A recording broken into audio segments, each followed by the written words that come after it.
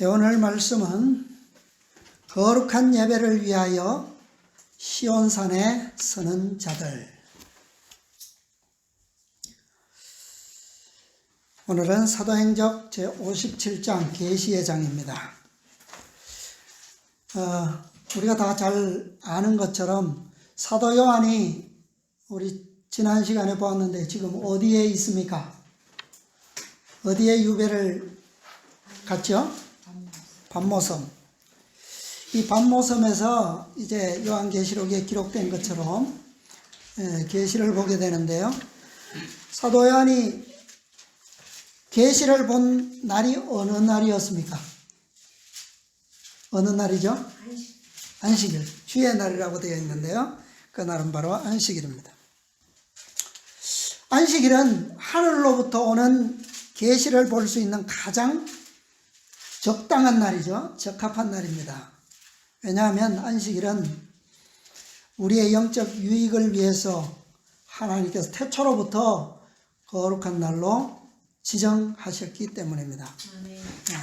요한이 이날에 성령에 감동될 수 있었던 것은 바로 이 날을 분명하고 또 거룩하게 구별해서 지켰기 때문입니다. 우리도 이 안식일을 더욱더 정말 세상과 구별될 수 있는 분명한 한 날로서 우리가 요한처럼 또 주님께서 보여주신 그 모본을 우리가 따라갈 때에 우리도 지금보다 더 깊은 신비의 하늘의 신비의 신령한 사물에 대해서 우리도 더 깊은 계시의 특권을 가지게 될 수 있을 것입니다.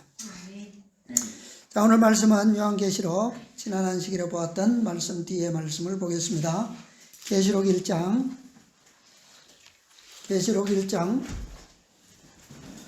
10절과 11절의 말씀을 오늘 보겠습니다. 주의 날에 내가 성령에 감동하여 내 뒤에서 나는 나팔 소리 같은 큰 음성을 들으니 가로되 너 보는 것을 책에 써서 에베소, 스무나, 버가모, 두아디라, 사데, 빌라델비아, 라오디게아 7 교회에 보내라 하시기로. 자, 오늘도 우리 교과에서 어떤 음성이 있었습니까? 나팔 소리가 있었죠? 몇 나팔 소리였습니까? 7 나팔. 몇 명이요? 7 제사장이 부는 7 나팔 소리. 오늘 이 말씀과도 무관하지 않을 것 같아요. 네. 자, 여기에 나오는 우리 11절에 나오는 7 교회. 이 교회에 보내는 계시록의 말씀은 이 요한계시록 전체의 서론이면서 하나님의 백성들의 대정투의 모든 사건과 경험이 이루어져가는 주 무대입니다. 7 교회가. 네. 장소적으로 또 시간적으로. 네. 7 교회는 우리가 이미 배웠다시피 초대교회 시대의 소아시아 지역, 마게도냐 지방이죠. 소아시아 지역에 있던 마게도냐는 저 유럽이고, 아시아 끝자락에 있는 그 지역입니다. 그 지역들에 세워진 그리스도 교회들, 이 교회들인데, 이 아시아 지역에 7 교회만이 있었던 것은 아니에요. 이 지역에 라오디게아 아주 가까이에 골로새 교회도 있었고요. 또 히에라볼리 교회도 있었습니다. 그런데 왜 요한은 계시를 통해서 예수님께서는 요한에게 이 보는 것들을, 너 보는 것을 책에 써서 7 교회 이름을 지정하셔서 이 교회에 보내라 하셨는가? 이것은 특별히 하나님 예수님께서 지명하셨는데요. 이 교회들의 특색에 따라서 세상에 있는 각 시대의 모든 교회들을 대표하는 특별한 교회들이었습니다. 그리고 이 교회들이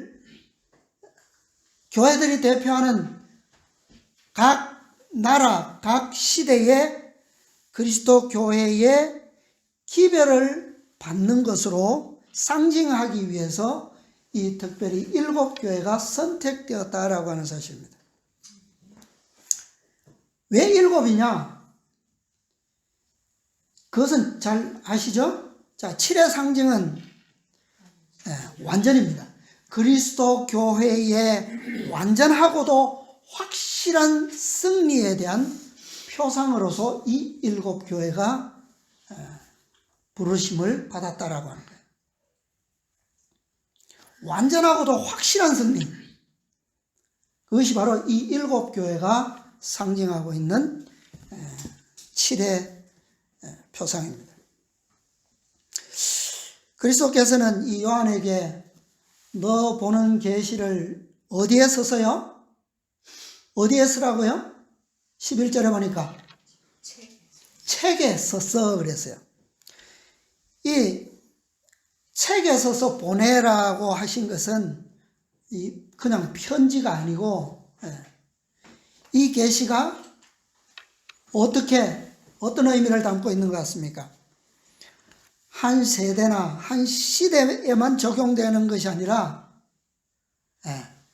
아주 재림 때까지 모든 시대의 교회가 필요로 하는 기별이다라고 하는 것을 의미하고 있습니다. 책은 편지보다도 훨씬 보존성이 높죠. 그래서 예수님께서 바로 이렇게 기록을 요한에게 명하셨다라고 하는 것은 바로 그러한 영구적인 복음으로서의 그런 의미를 지니고 있다라고 하는 겁니다. 우리는 이 7교회에 대해서 시대적인 것으로 적용되는 것으로 우리가 배우고 이해하고 있지 않습니까? 그래서 한 시대가 끝나고 또 그 시대의 마지막 남은 무리가 다음 시대의 교회를 구성하고 또 그 다음 시대가 또 쇠퇴할 때에 그 남은 충성된 소수의 무리는 그 다음 시대의 교회를 또 형성해가는 그런 것으로 지금까지 배워왔습니다. 그러나 사실은 모든 시대의 교회들에게 이 7교회에게 주어진 모든 기별이 다 적용된다라고 하는 사실을 오늘 우리가 좀 새롭게 깨닫는 것이 중요할 것입니다. 모든 교회에 주어진 책망과 권고와 초청이 모든 교회에게, 모든 시대에게 다 적용이 된다라고 하는 사실입니다. 왜냐하면, 왜 그것이 분명하냐 하면, 요한이 이 계시를 받을 당시에 7교회의 영적 상태는 여기에 보는 그대로였습니다. 그랬기 때문에 그렇다는 거예요. 요한은 에베소 교회, 서머나, 버가모, 사데, 두아디라, 필라델비아, 라오디게아 이 7교회는 동시에 계시를 볼 그 당시에 다 존재하고 있었고 그 교회들의 형편이 여기에 계시를 통해서 보여진 그대로의 특색을 다 그 당시에 가지고 있었다라고 하는 거예요. 그리고 그 교회들에게 요한이 이 편지를 통해서 주어진 초청과 회개의 기별과 호소가 다 적용되었다라고 하는 거예요. 동시대에. 그러므로 이것은 오늘날 표상이기 때문에 오늘날 시대적으로 거의 2000년이라고 하는 시간 동안에 순차적으로 그 기별이 적용되기는 했지만 우리는 예언적으로 나눌 수는 있었지만 그러나 그 영적으로 그 기별이 적용되고 그들의 상태를 보여주는 참된 증인의 권면은 모든 시대가 똑같다라고 하는 거예요. 다 그 권면을 받아들여야 된다라고 하는 사실입니다. 자, 특별히 이 시대마다 교회가 가졌던 그 특징들은 모든 시대의 교회들이 경험하게 되는 것이고, 그 다음에 특별히 오늘날 마지막 시대의 교회는 지난 모든 시대들의 교회가 가졌던 그 경험과 우리가 결코 무관하지 않다라고 하는 사실입니다. 그것은 그들의 책망받을 허물이고 그들이 어떻게 돌이켜야 하고 어떤 특권과 호소를 받아들일 때에 누릴 수 있는 특권이지 오늘 우리와는 상관이 없는 거야. 우리는 라오디게아 교회에게 주어진 책망과 그 호소만 받아들이면 돼.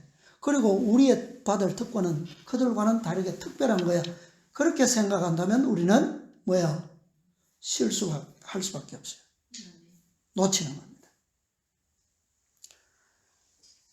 오늘 우리가 승리할 수 있는 비결은 지난 시대에 승리했던 남은 무리들, 각 시대마다 각 교회마다 충성함으로 승리했던 그 소수의 무리들이 가졌던 동일한 진리, 동일한 믿음, 동일한 충성, 동일한 인내를 통해서 승리할 수 있어요.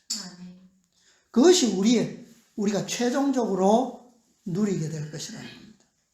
그런데 그들이 책망받을 것, 그들이 회개해야 할 것, 우리가 공감하지 않고 우리의 것으로 받아들이지 않으면 우리의 받을 특권과 승리도 없는 겁니다. 자, 에베소 교회의 초기의 경험이 오늘 라오디게아 시대의 마지막 승리를 주는 기별입니다. 자, 한번 보겠습니다. 사도행전 578페이지요. 구속역사 1363페이지입니다. 57장 계시 1363페이지. 자, 우리 첫 문단 보겠습니다.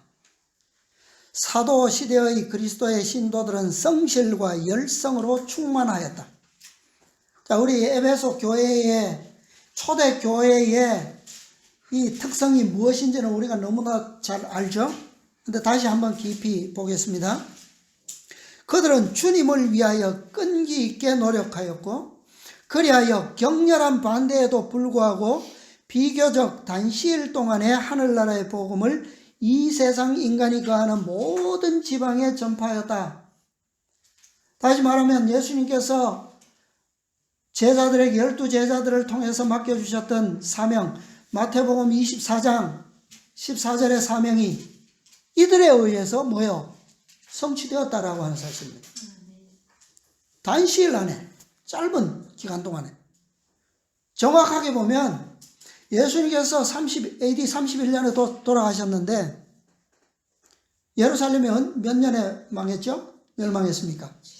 70년을 망했어요.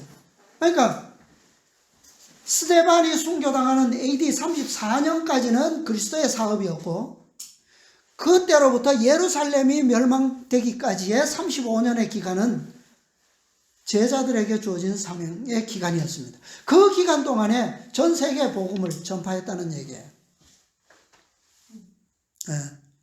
이 때에 예수님을 따르는 사람들이 나타낸 열성은 각 시대의 신도들을 격려하기 위하여 영감의 붓으로 기록되었다. 자, 이 초대교회의 열성은 누구를 격려하기 위해서요? 각 시대의 신도들. 그럼 각 시대는 언제부터 어디까지입니까? 언제까지입니까? 재림의 약속이 성취되는 때까지예요. 그죠? 그때까지 각 시대. 주 예수께서 사도시대의 모든 그리스도 교회의 상징으로 어느 교회를 사용했다고요? 에베소 교회에 관하여 충실하고 참된 증인은 다음과 같이 선언하였다. 그래서 이 에베소 교회에 주어진 모든 기별과 에베소 교회를 향한 모든 상징은 누구를 위한 것이다? 각 시대의 모든 그리스도 교회를 위한 것이다 라고 하는 거예요. 자, 7교회는 사실상 모든 교회마다 각각의 특색을 가지고 있습니까? 네, 가지고 있어요. 그럼에도 불구하고 에베소 교회에 주신 기별은 당시의 모든 그리스도 교회에 대한 무엇으로 주었다고요? 상징으로 주어졌다라고 합니다. 사도시대의 7교회의 지역적인 특성은 7시대적인 교회의 특색과도 일치한다라고 하는 것을 우리는 이미 배워서 알고 있죠. 시대적인 특색은 우리가 이미 이해하는 내용입니다. 그래서 에베소 교회의 경험은 모든 시대를 거쳐서 마지막 라오디게아 교회의 경험으로 연결되고 있다라고 하는 사실을 지금 이 사도행적의 영감의 기록은 그렇게 기록을 하고 있는 겁니다. 자, 그 다음에요. 한 문단 건너서 보겠습니다. 에베소 교회의 경험은 처음에는 어린아이와 같은 단순함과 열성으로 특색을 이루었다. 신도들은 하나님의 모든 말씀을 순종하고자 열렬히 노력하였으며 그들의 생활은 그리스도에 대한 열렬하고 성실한 사랑을 나타내었다. 자, 여러분, 이 초대교회, 에베소 교회의 경험인데, 자, 이 경험이 마지막 교회에도 있었습니까? 없었습니까? 마지막 교회 초기 때에 있었어요.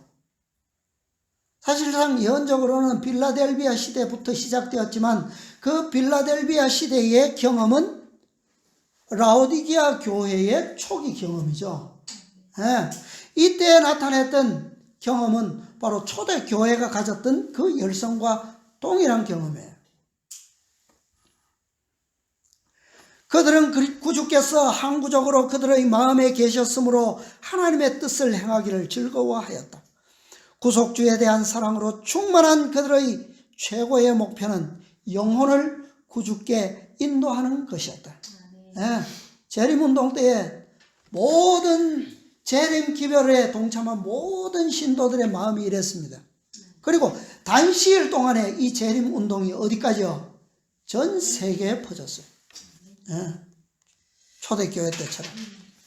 그들의 부르심의 중요성을 느꼈고 땅에서는 기뻐하심을 입은 사람들 중에 평화로더라는 기별의 책임을 느끼고 세상의 가장 먼 변경에까지 구원의 기쁜 기별을 전하고자 하는 소망으로 불타올랐다.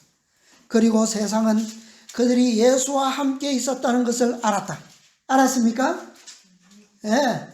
이 기별이 하늘로부터 왔다라고 하는 것을 알았어요. 그리스도께로부터 왔다라고 하는 것을 온 세상이 알았습니다.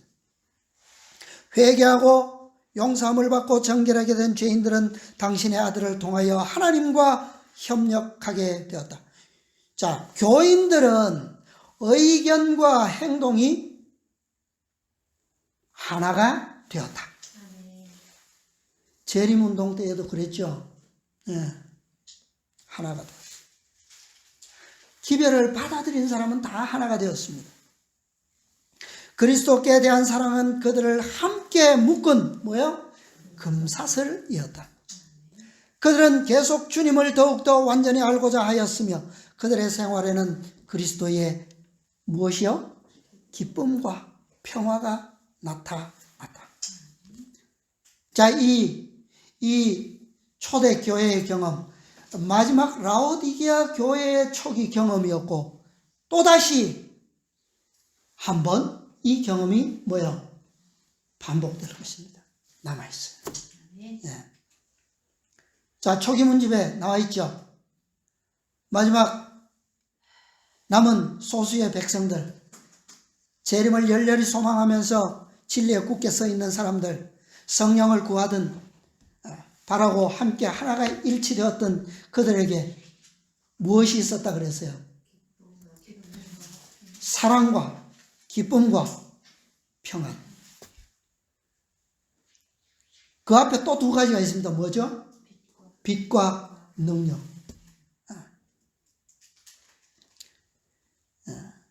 그래서 사도행전 579페이지에 보면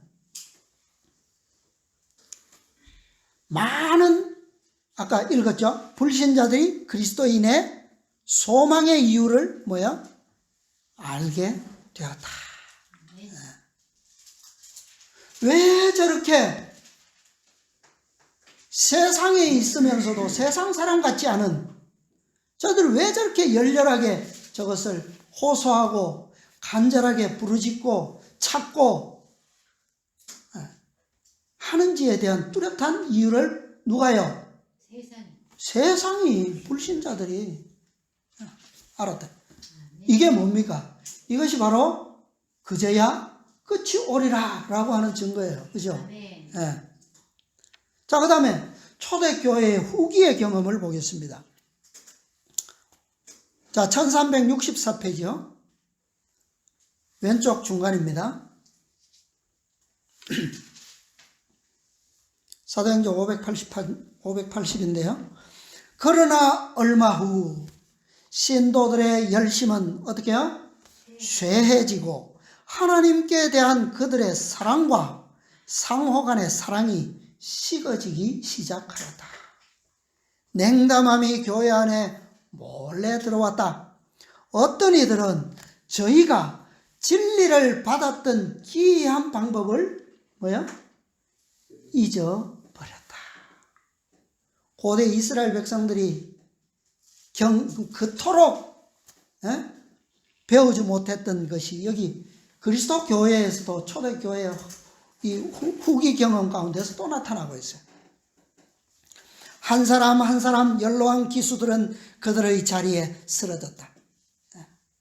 이 개척자들의 짐을, 그러니까 여기에서 우리가 어떤 특징을 볼 수 있느냐 하면, 우리 구약시대에는 1세대들이 실패한 반면에 2세대들은 그나마 희망이 있었죠. 근데 그리스도 교회에 와서는 어떻습니까? 1세대들은, 초대교회에 보면 1세대들은 승리한 반면에 2세대들에게 들어오면서 점점 그것이 어떻게 돼요? 식어지고 잊어버리고 그렇게 되고 있죠. 이 개척자들의 짐을 분담하여 현명한 지도자의 임무를 위한 준비를 갖추었어야 할 젊은 일꾼들 중 어떤 이들은, 자, 뭐라고 되어 있습니까? 어떤 진리에? 반복된 진리에 실증을 느끼게 되었다. 자, 오늘날 재림교회의 그 열성을 이어받아 오던 2세대들, 재림교회, 개혁운동. 반복된 진리 뭡니까? 1세대가 실패했던 진리가 뭐죠? 1888년의 의의 기별, 믿음으로 말미암는 의의 기별. 그 진리에 2세대들이 지금 전 세계 개혁운동 상태를 보면요, 이 기별에 대해서 아무런 관심이 없습니다. 그건 무엇을 증거하는 거예요? 여기에 말씀처럼 실정을 느낀 거예요. 왜요? 그 기별이 그 기별이라는 거죠. 그죠? 그 빛이 그 빛이라는 거죠. 그래서 그들이 바라는 건 뭡니까? 신기하고 놀라운 어떤 것들에 대한 갈망으로 그들은 많은 사람의 마음을 더욱 기쁘게 하는, 그러나 복음의 근본 원칙과는 일치되지 않는 새로운 형태의 교리를 도입하고자 하였다. 오늘날 1888년 믿음으로 말미암는 의의 기별을 연구한다고 하면서 어떻게 되고 있어요? 점점 치우치는 어떤 복음의 근본 원칙과는 일치하지 않는 어떤 이상한 오류로 빠져들고 있죠.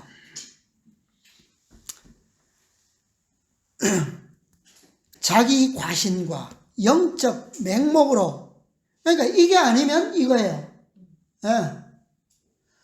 한편은 우로 치우쳐서 그릇된 길을 가는가 하면 한편은 뭐요? 실정을 느낀 나머지 그냥 영적 맹목 가운데 빠져들고 있다는 거예요. 그들은 이 궤변들이 많은 사람들로 하여금 과거의 경험들을 의심하게 하고 혼란과 불신으로 인도하리라는 것을 분별하지 못하고 있다. 그렇지 않습니까? 1888년에 그 기별을 받아들였다면 2년 후에 하늘에 가 있었을 것이다 라고 증언이 되어 있는데 지금 몇 년요? 130년인가요? 지남에도 불구하고 아직도 이 기별에 대한 결론이 없다는 거예요. 성취를 보지 못하고 있다는 거죠. 그러니까 과거의 경험을 뭐 할 수밖에 없습니까? 의심할 수밖에 없죠. 자, 그 다음 계속 봅니다. 이 거짓 교리들이 주장되자 분열이 일어나고 많은 사람들이 그들의 눈을 믿음의 주요 온전케 하시는 이인 예수에게서 어떻게 해요?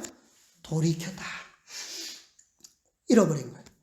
중요하지 않은 교리의 부분들에 대하여 토론하고 사람이 고안한 즐겁게 하는 우화들을 깊이 생각하는 일로 복음을 선포하는 데 사용되어야 할 시간이 소비되었다. 한 문장 지나서요. 경건은 신속히 쇠하여지고 사단은 그리스도를 따른다고 공언하는 자들을 곧 지배할 것처럼 보였다. 그 다음 문단 보겠습니다. 교회의 역사에서 이와 같은 위기의 때에 요한은 추방선고를 받았다. 지금처럼 그의 음성이 교회에게 필요된 때는 결코 없었다. 자, 이 내용에 대해서는 지난 시간에 우리가 살펴봤죠. 이 초대교회 요한이 정말 절실하게 첫사랑을 회복시켜 줄 수 있는 그런 유일한 증인. 그런데 그의 음성이 어떻게 되어버렸어요? 사라져버렸어요. 또 마지막 라오디게아 교회에서도 마찬가지입니다. 그토록 절실했던 준비시키는 기별, 그 기별이 외쳐져야 할 때 하나님의 선지자는 저 외딴 섬으로 가게 됐죠. 자, 요한을 통해서 주어진 그 에베소 교회에 보낸 책망과 호소가 무엇입니까? 자, 계시록 2장 볼까요? 계시록 2장. 자, 에베소 교회 1절부터 나오는데 우리 4절부터 보겠습니다. 에베소 교회에 보내는 책망. 그러나 너를 책망할 것이 있나니 너의 처음 사랑을 버렸느니라.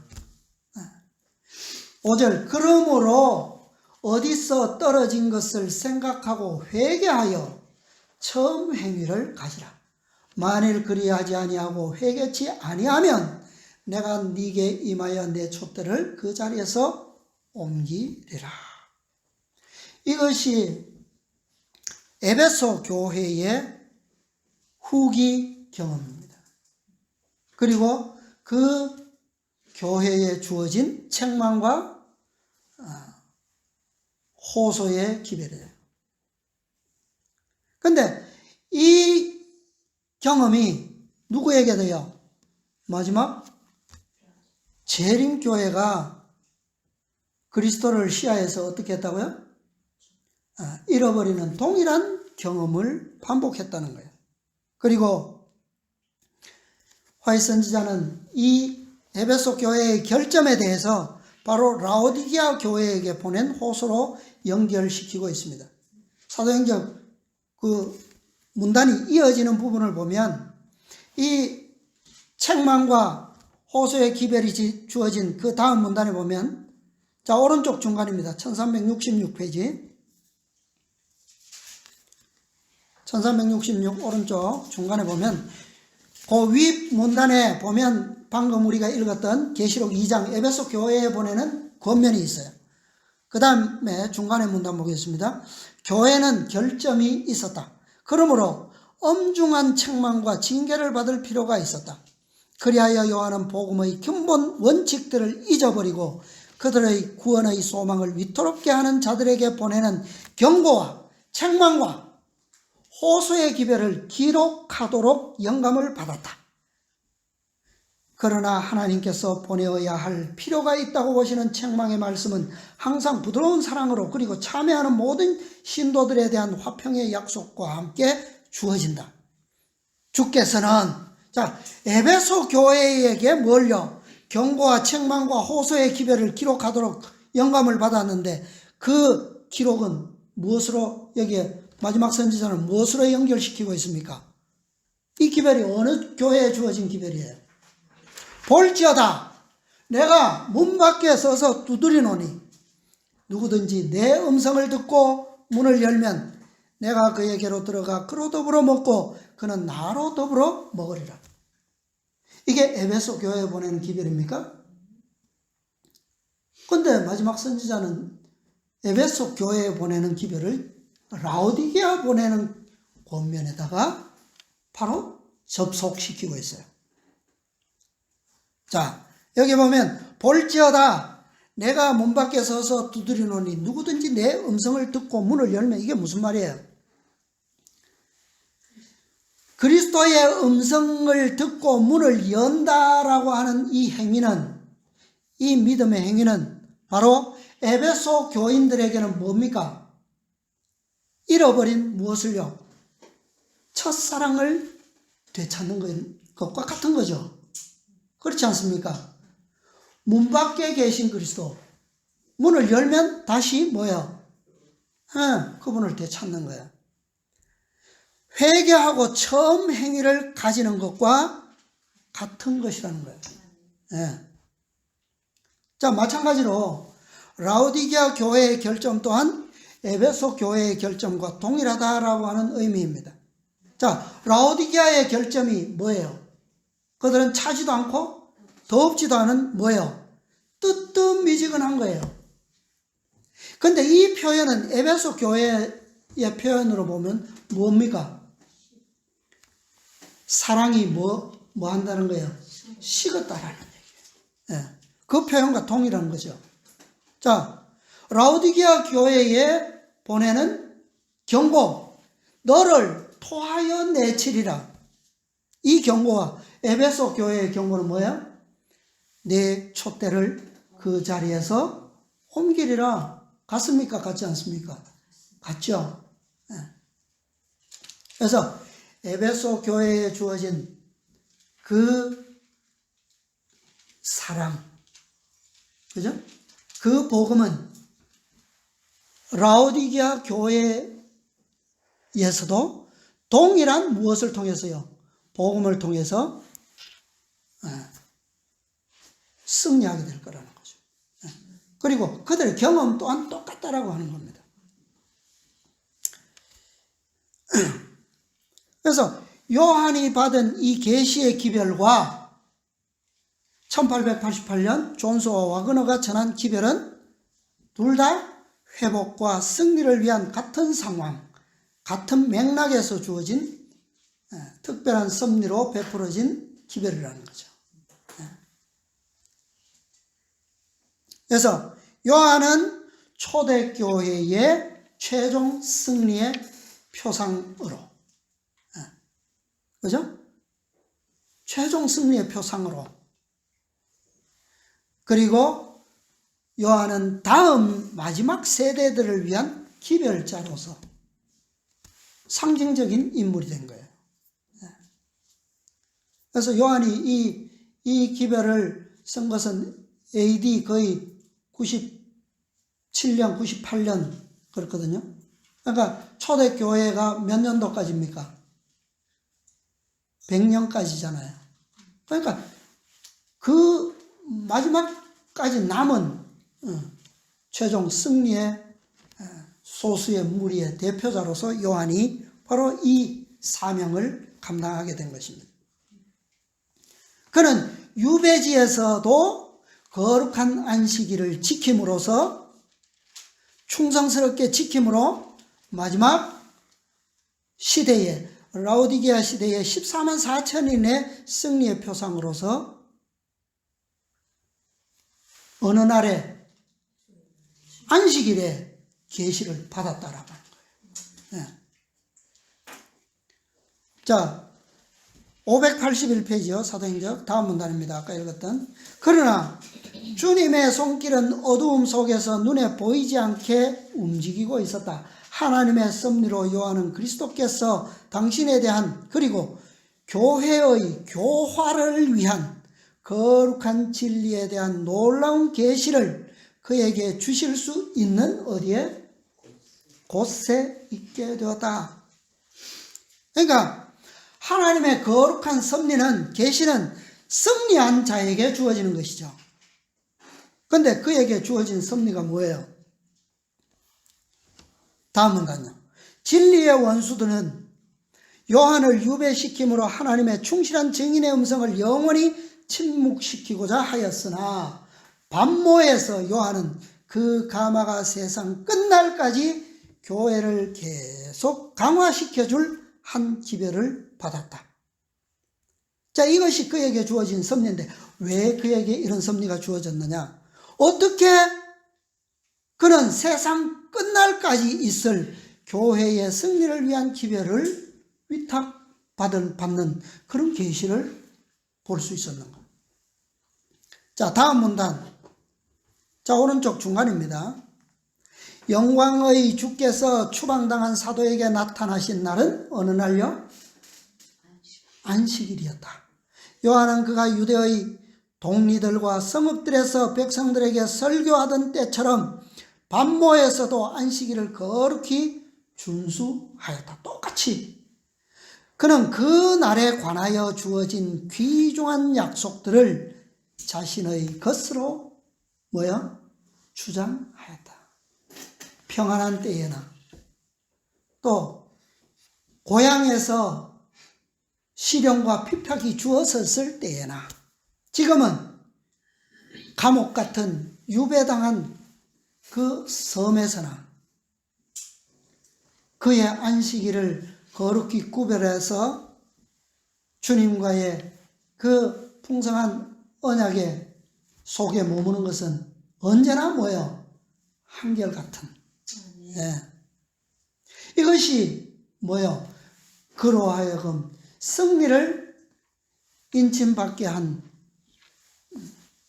그런 것이었고 또 그에게 마지막 때까지 승리에 대한 보증을 위탁받을 수 있는 섭리의 원인이었다라고 합니다.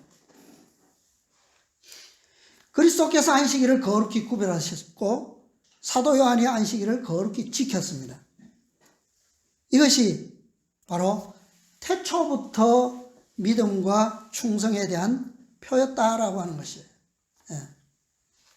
요한이 최종적인 교회의 승리를 위한 이 계시를 받을 수 있었던 특권의 자격은 바로 마지막 승리한 백성 14만 4천인들이 누릴 특권을 위한 자격과도 동일한 것이다 라고 하는 겁니다. 그 동일한 자격이 뭐라고요? 표가 뭐라고요? 안식일이에요. 안식일. 예. 안식일은 모든 사단의 종교로부터 구별될 수 있는 유일한 표고 유일한 기념이기 때문입니다. 예. 안식일을 빼면 참 종교를 찾을 수가 없죠. 그것은 다시 말하면 참 하나님 창조주 여호와를 발견할 수가 없다라는 얘기죠. 예. 자, 승리자는 어떻게 증명되는가? 자, 요한은 젊은 시절에 인성을 쓰시고 오신 하나님, 창조주께서 당하시는 모든 고통과 시련과 능력의 현장들을 빠짐없이 보았었습니다. 그렇죠? 예.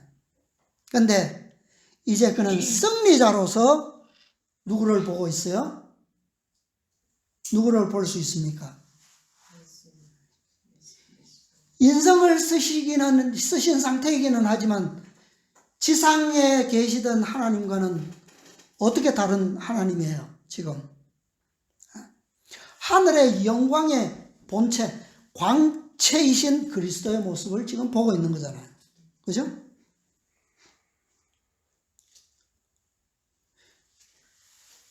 만약에 사도 요한이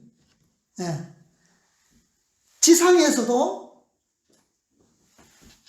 그런 상황이었다면 어떻게 됐을까요? 한번 그런 예가 있었죠. 그런 특별한 기회가 주어졌죠. 변화산에서. 근데 세 제자는 그 영광을 온전히 보았습니까? 온전히 못 봤어요. 어렴풋이 밖에 볼 수 없었습니다. 만약에 그들이 졸지 아니하고 뚜렷한 상태에서 그 영광을 보았다면, 그죠? 주님께서 세 제자에게 특별히 자비를 베푸셔서 어렴풋하지만 모세가 영광을 정면에서 보지 못하고 어떻게 해요? 하나님께서 손을 덮으셔서 뒷모습만 보게 하셨던 것처럼 밖에 볼 수 없었다라고 하는 겁니다. 그것은 하나님의 자비였어요. 그런데 지금은요, 요한이 어떻게 보고 있습니까? 그렇게 보고 있어요? 요한은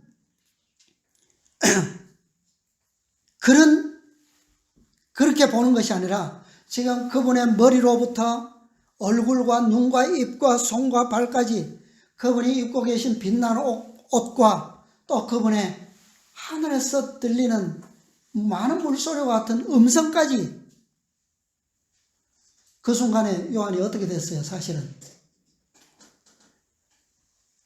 그는 엎드러져서 죽은 자같이 되었습니다. 그런데 죽었어요? 죽지 않았어요. 왜요? 그것이 바로 그의 뭐라는 겁니까? 승리를 증거하는 거죠. 자, 1365페이지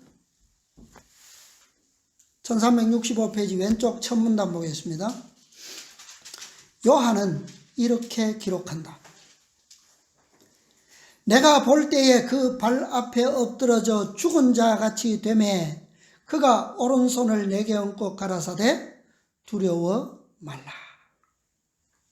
요한은 영광을 받으신 주님 앞에서 살 수 있는 무엇을요? 능력을 얻었다. 그리고 그의 기히 여기는 시야에 하늘의 영광들이 공개되었다. 공개되었다라고 하는 건 뭐예요? 정면으로 분명하게 보고 있다는 거죠. 뒷모습을 보는 게 아닙니다. 이것이 바로 승리한 자들이 누릴 수 있는 영광과 특권이라는 거죠. 이것이 바로 충성스러운 종들만이 지상에서 누릴 수 있는 가장 놀라운 사명입니다. 하늘에서 보는 것은 당연한 것이고 어디서요? 지상에서부터 승리한 자들이 가질 수 있는 특권이라는 거예요. 14만 4천인들은 모두 이 사명과 특권을 경험하게 될 것입니다. 자, 사도 요한은 7 교회의 최종 승리자의 모습을 시온산에서 분명하게 보고 있어요. 발견했어요. 왜 14만 4천인들은 모두 특별히 그곳에 서 있었습니까? 시온산에. 읽어볼까요? 1367페이지 1367페이지 넘어가세요. 자, 오른쪽 맨 아래 문단부터 보겠습니다. 왜 요한은 7 교회의 최종 승리자의 모습 14만 4천인들이 시온산에 있는 것을 보게 되는가? 또 내가 보라 어린 양이 시온산에 섰고 또 그와 함께 14만 4천이 섰는데 그 이마에 어린 양의 이름과 그 아버지의 이름을 쓴 것이 있도다. 이 세상에서 그들의 마음은 하나님께 성별되었다. 그들은 마음과 뜻을 다하여 하나님을 섬겼으므로 이제 하나님께서는 그 이마에 당신의 이름을 두실 수 있으시다. 저희가 세세토록 왕노릇하리로다. 그들은 거처를 구걸하는 자들처럼 들어갔다 나왔다 하지 않는다. 그들은 그리스도께서 내 아버지께 복받을 자들이여 나와 창세로부터 너희를 위하여 예비된 나라를 상속하라고 말씀하신 무리이다. 그리스도께서는 그들을 당신의 자녀로 환영하시고 내 주인의 즐거움에 참여할지어다 라고 말씀하신다. 다음 문단요. 어린 양이 어디로 인도하든지 따라가는 자며 사람 가운데서 구속을 받아 처음 익은 열매로 하나님과 어린 양에게 속한 자들이다. 선지자의 계시는, 사도 요한이 보는 계시는 그들을 거룩한 무엇을 위하여? 예배를 위하여 성도들의 의인 흰 세마포를 입고 어디에? 시온산에 서 있는 자들로 묘사한다. 누가요? 14만 4천인데 무엇을 위해서요? 거룩한 예배를 위해서 특별히 구별된 자들로 시온산에 서 있다는 겁니다. 시온산에 왜 서 있는지에 대한 이유를 여기에 말씀하고 있는 거예요. 그러나 하늘에서 어린 양을 따르는 사람들은 모두 불평하거나 변덕스럽게 함이 아닌 마치 양떼가 목자를 따르듯이 신뢰하고 사랑하고 자원하는 그런 순종으로서 지상에서 먼저 그분을 따른 사람이어야 한다. 이 에베소 교회 첫사랑으로부터 시작된 이 믿음과 사랑과 충성, 이것은 어디까지요? 그분을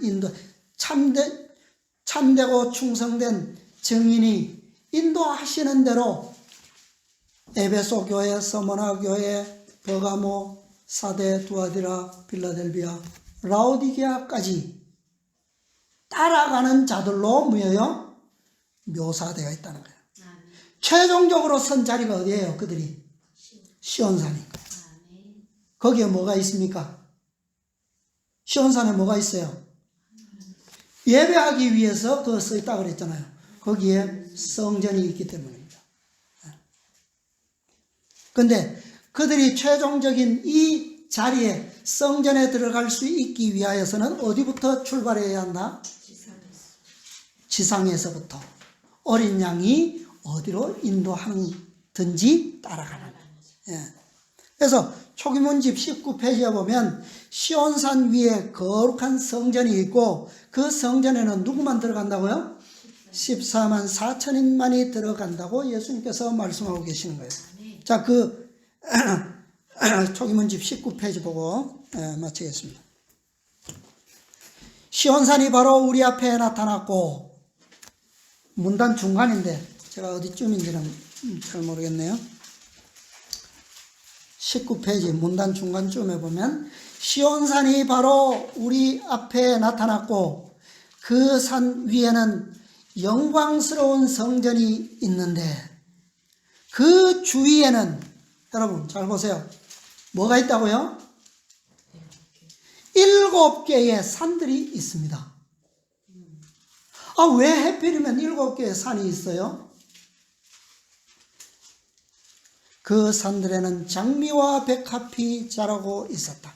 나는 그 어린이들이 산 꼭대기를 향하여 기어오르기도 하고 원할 때는 그들의 작은 날개로 날아 올라가서 시들지 않는 꽃들을 따는 것을 보았다. 온갖 종류의 나무들이 성전 주위를 아름답게 꾸몄다. 무엇이요? 그런데 어떤 나무들일까요? 볼까요? 첫 번째, 무슨 나무입니까? 회양목. 두 번째는요? 소나무. 세 번째는 전나무. 네 번째는요? 기름나무. 다섯 번째는 도금냥나무. 여섯 번째는요? 석류나무. 그리고 마지막으로 7번째는요? 알맞게 익은 열매의 무게로 고개를 수그린 무화과나무입니다. 그냥 무화과나무가 아니에요. 어떤 무화과나무요? 알맞게 익은 열매의 무게로 고개를 수그린 무화과 나무. 누굽니까? 등 이러한 나무들이 그 둘레를 찬란하게 만들었다. 드디어 우리가 거룩한 성전에 들어가려고 할 때에 예수께서는 부드러운 음성으로 14만 4천 명만이 이곳으로 들어간다라고 말씀하셨고, 우리는 모두 할렐루야 라고 함성을 울렸다. 이 성전은 뭐라고요? 몇 개의 기둥요? 7개의 기둥이 떠받치고 있었으며, 건물이 참 이상하죠. 4개의 기둥이거나 짝수로 써야 되는데 여기에는 7개의 기둥으로 써 있어요. 떠받치고 있었으며 7개가 모두 매우 찬란한 진주가 박힌 투명한 금으로 되어 있었다. 나는 거기서 본 놀라운 사물들을 다 묘사할 수 없다. 와이프는 그 묘사에 대해서 기록하지 않았어요. 할 수 없다 그랬어요. 내가 하늘 가나안의 언어로 더욱 좋은 그 세상의 영광에 대해서 조금이라도 묘사할 수 있다면 얼마나 좋을까. 이 묘사는 누가 하게 될까요? 누가 하게 되겠습니까? 네, 14만 4천인들이, 마지막 승리한 자들이, 이 영광 안에 사는 자들이 뭐야? 그 영광을 묘사하게 되는 거예요. 네. 화이트부인은 이때는 뭐요? 왜 묘사할 수가 없었습니까? 계시로 보았지, 그러나 아직은 뭐요? 승리한 자로 인침받은 상태는 아니기 때문에 너는 돌아가야 한다 그랬거든요. 네. 그러나 승리하면 뭐요? 화이트부인은 그때 뭐 하게 될 겁니까? 이것을 묘사하게 될 거예요. 나는 거기서 14만 4천 명의 이름이 금글씨로 석판들에 새겨져 있는 것을 보았다. 네. 자, 여기서 우리가 조금 생각해 보는 것은요. 자, 계시록 이제 뒷부분으로 가면 뭐 7교회 뒤로 뭐가 나옵니까? 7인이 나오고 7 나팔이 나오고 7 재앙을 가진 7 천사들이 나오고 뭐 이렇게 쭉 나옵니다. 근데 이 7이 다 어디서 나올까요? 성전에서 나옵니다. 왜요? 거기에 뭐가 있기 때문에? 하나님의 보좌가 있기 때문에. 거기로부터 이 모든 것들이 나오는 거예요. 그러니까 이 모든 것은 결국 뭐예요? 초대교회로부터 시작된 하나님의 남은 백성들의 최종 승리를 위해서 주어지는 뭡니까? 계신 거예요. 섭리라는 거죠. 자, 여기에 우리가 초기 문집에서 보았던 7개의 산, 7개의 성전 기둥. 이것은 바로 계시록 또 뒷부분에 가면 7머리 가진 용이 나오죠. 짐승. 그 7머리, 여자가 앉은 7산이다 그랬어요. 그러니까 이 붉은 머리 용의 7산을 정복하고 승리한 남은 무리의 산들이 성전 주위를 뭐하고 있어요? 아름답게 그렇게 구성하고 있는 거죠. 승리한 남은 무리. 그 다음에 7 종류의 나무, 특별한 나무들인데 그 중에도 특별한 또 한 나무가 있죠. 그게 어느 나무입니까? 무화과 나무야. 그냥 무화과가 아니라 잘 익은 무화과. 아주 특별한 나무죠. 그래서 이 마지막 교회에 승리한 남은 무리 14만 4천이는 7 교회 중 하나로서 성전 완성의 기념인 동시에 주위를 둘러싸고 있음과 동시에 그건 기념이거든요. 기념인 동시에 성전 안에서 또 뭐예요? 홀로 특권을 누리는 백성입니다. 그래서 두 특권을 다 누리는 거예요. 처음 익은 열매로서 무화과. 그래서 이들의 이름은 바로 성전의 금글씨로 석판에 새겨지는 거죠. 아까 우리 초기 문집에서 보았던 것처럼 그들은 지상에서 사도행전에서 보았던 것처럼 이들은 지상에서 구별되고 마음과 뜻을 다하여 하나님께 충성했으므로 그들의 임하여 무엇을 주실 수 있다고요? 아버지의 이름과 어린 양의 이름을 두실 수 있다 그랬거든요. 그것은 바로 그분의 보좌가 되시고 성전이신 그분 자신을 얘기하는 겁니다. 거기에 누구의 이름이 있다고요? 14만 4천인의 이름이 있는 것처럼 바로 14만 4천인들의 마음과 임하에는 누가요? 바로 아버지의 이름이 기록되어 있다라고 합니다. 이 땅에서 구속함을 받은 처음 익은 열매에만 아버지의 이름과 어린 양의 이름, 즉 하나님의 인이 찍히기 때문에 시온산이 오직 우리가 설 자리입니다. 이 자리에 서지 못하면 우리는 구원 자체도 없어요. 그렇죠? 요한이 계시로 보았던 그곳에 우리 모두 함께 서실 수 있게 되기를 간절히 바라면서 오늘 말씀을 마치겠습니다. 아멘.